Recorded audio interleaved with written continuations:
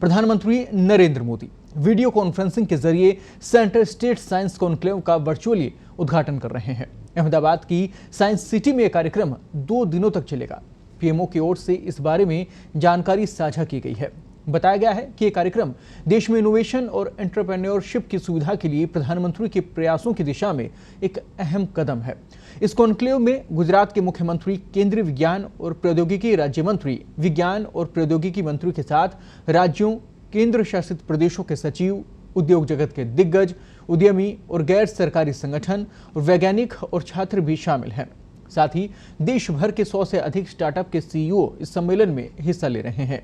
विज्ञान और प्रौद्योगिकी मंत्री जितेंद्र सिंह का कहना है कि सम्मेलन का उद्देश्य केंद्र और राज्यों के बीच समन्वय बनाना है, जिससे कि देश में विज्ञान और प्रौद्योगिकी और इनोवेशन के एक सशक्त इकोसिस्टम का निर्माण हो।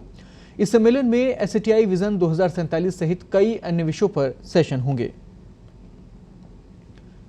आपको बता दें कि इस समय ये सत्र आयोजित किया गया है, विभिन्न विषयों पर यह सत्र आयोजित किया गया है। पीएम इसको उद्घाटन सत्र में शामिल हुए हैं। वर्चुअली इस पूरे कार्यक्रम से पीएम जुड़े हैं।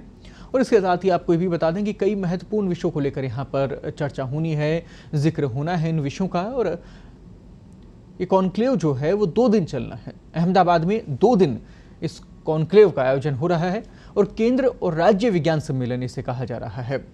यानी केंद्र और राज्य के साथ विभिन्न विषयों को लेकर चर्चा, तमाम दिग्गज इसमें मौजूद हैं और स्वयं प्रधानमंत्री वर्चुअल माध्यम से इसमें जुड़े हुए हैं। कार्यक्रम निरंतर आगे बढ़ रहा है। 2 दिन ये कार्यक्रम आयोजित किया गया है।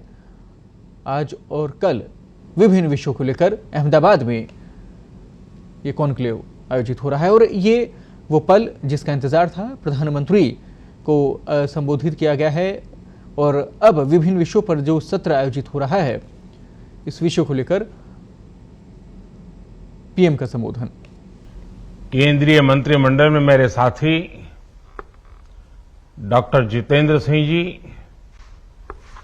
विभिन्न राज्य सरकारों के मंत्रीगण,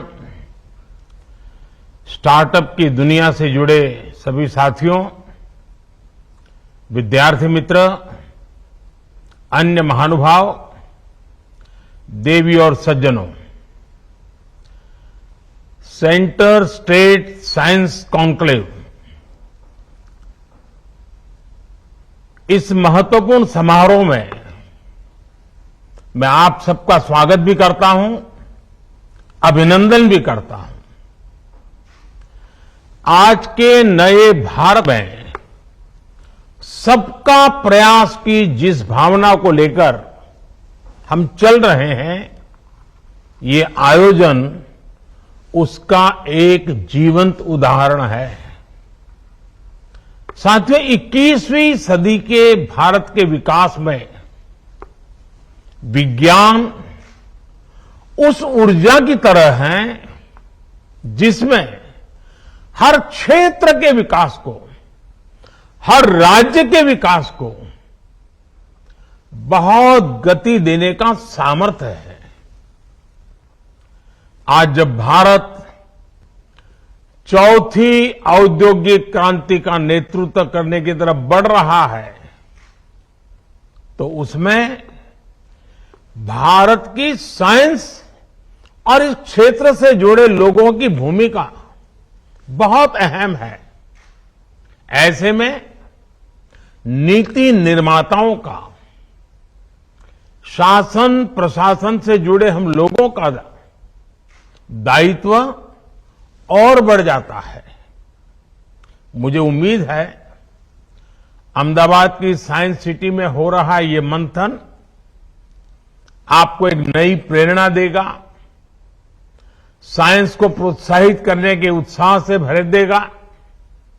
साथियों, हमारे शास्त्रों में कहा गया है, ज्ञानम विज्ञान सहितम यद ज्ञात्वा मोक्ष से अशुभात। अर्थात ज्ञान जब विज्ञान के साथ जुड़ता है, जब ज्ञान और विज्ञान से हमारा परिचय होता है, तो संसार की सभी समस्याओं और संकटों से मुक्ति का रास्ता अपने आप खुल जाता है। समाधान का, सॉल्यूशन का, इवोल्यूशन का और इनोवेशन का आधार विज्ञान ही है। इसी प्रेरणा से आज का नया भारत जय जवान, जय किसान, जय विज्ञान के साथ ही जय अनुसंधान का आह्वान करते हुए आगे बढ़ रहा है। साथियों, बीते समय का एक अहम पक्ष है जिसकी ओर मैं आपका ध्यान दिलाना चाहता हूं।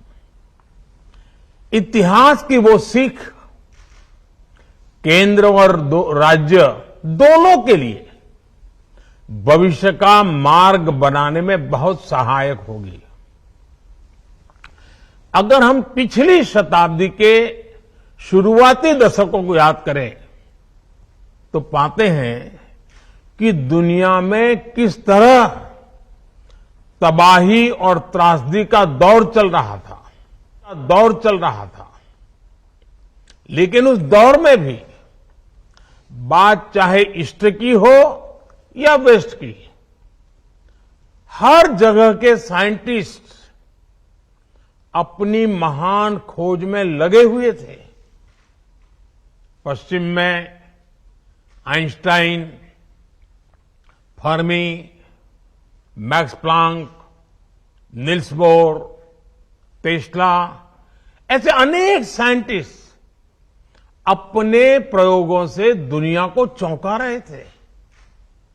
उसी दौर में सीवी रमन, जगदीश चंद्र बोस, सत्येंद्र नाथ बोस, मेघनाथ साहा, एस चंद्रशेखर, वैसे अनगिनत वैज्ञानिक अपनी नई नई खोज सामने लेकर के आ रहे थे। इन सभी वैज्ञानिकों ने भविष्य को बेहतर बनाने के कई रास्ते खोज दिए, लेकिन ईस्ट और वेस्ट के बीच एक बड़ा अंतर यह रहा कि हमने अपने वैज्ञानिकों के काम को उतना सेलिब्रेट नहीं किया जितना किया जाना चाहिए था।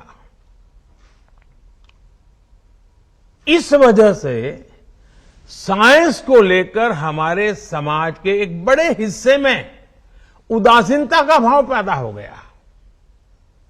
एक बात हमें याद रखनी चाहिए कि जब हम कला को सेलिब्रेट करते हैं तो हम और नए कलाकारों को प्रेरणा भी देते हैं, पैदा भी करते हैं। जब हम खेल को सेलिब्रेट करते हैं तो हम और नए खिलाड़ियों को प्रेरित भी करते हैं, पैदा भी करते हैं। उसी तरह जब हम अपने वैज्ञानिकों की उपलब्धियों को सेलिब्रेट करते हैं तो साइंस हमारे समाज का स्वाभाविक हिस्सा बन जाती है, वो पार्ट ऑफ कल्चर बन जाती है। इसलिए आज सबसे पहला आग्रह मेरा यही है, आप सभी राज्यों से आए हुए लोग हैं, मैं आपसे आग्रह करता हूं कि हम अपने देश के वैज्ञानिकों की उपलब्धियों को जम करके सेलिब्रेट करें, उनका गौरवगान करें, उनका महिमा मंडन करें। कदम कदम पर हमारे देश के वैज्ञानिक हमें अपनी खोज के तरह इसका अवसर भी दे रहे हैं। आप सोचिए, आज भारत अगर कोरोना की वैक्सीन विकसित कर सका है, 200 करोड़ से ज्यादा वैक्सीन डोज लगा सका है, तो उसके पीछे हमारे वैज्ञानिकों की कितनी बड़ी ताकत है। ऐसे ही आज हर क्षेत्र में भारत के वैज्ञानिक कमाल कर रहे हैं।